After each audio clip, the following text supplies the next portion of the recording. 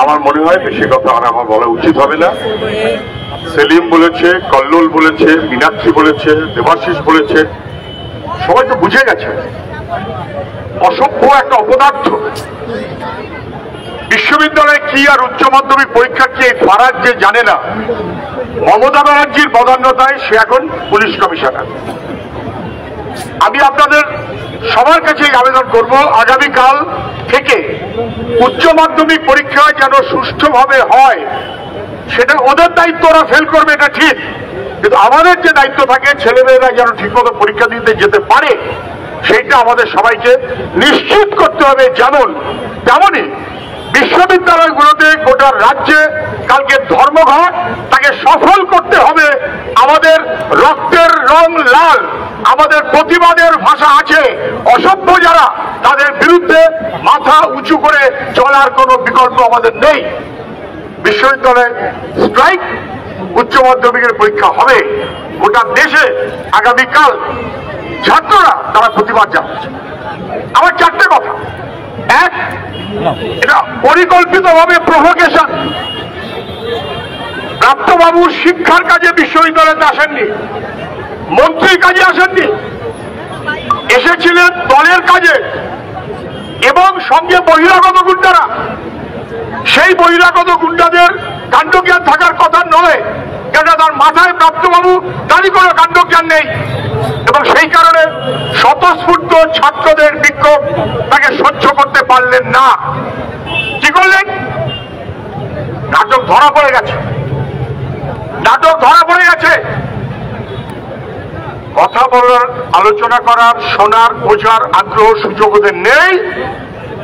সন্তান সম ছাত্রদের গায়ের ওপর দিয়ে গাড়ি চালিয়ে দিলেন। এটা কোন অসভ্যতা?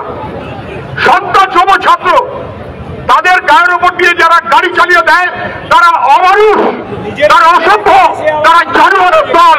এই জানোয়ারের দল কালকে যাদবপুরে এসে গন্ডগোল বাগানে চেয়েছে, না বুঝবার কোনো কারণ নেই।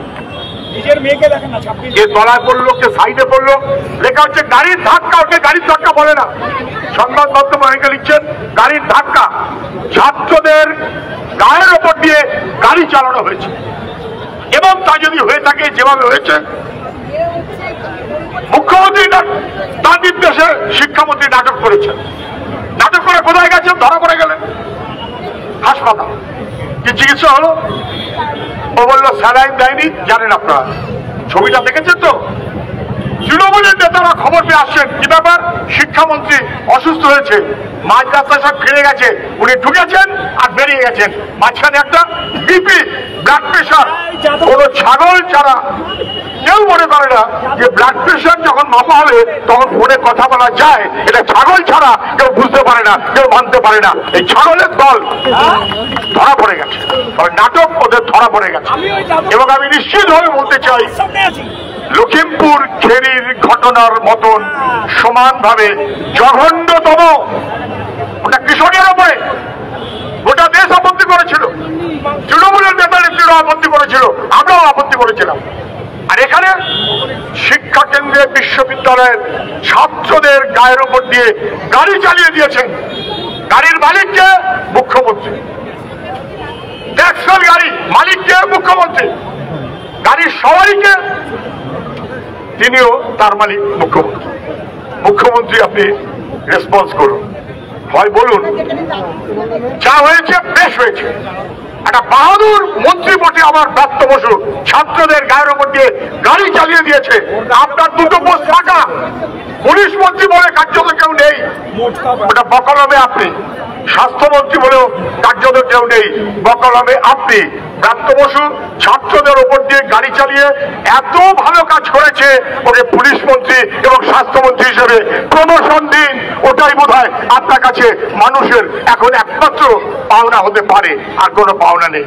আর নচেত বলুন, লক্ষ্মীপুরে সেখানে যেমন গাড়ি চালিয়ে দিয়ে অন্যায় করেছে, মোদীজি তার পাশে দাঁড়িয়েছে। এখানে গাড়ি চালিয়ে অন্যায় করেছে বলে গ্রেফতার করুন। এই দুইয়ের বাইরে তৃতীয় কোনো কথা হতে পারে না। এই বিক্ষোভ চলবে, ওরা কি এফআইআর দেবে না? এফআইআর ওদের বাবা দেবে, পুলিশের বাবা এফআইআর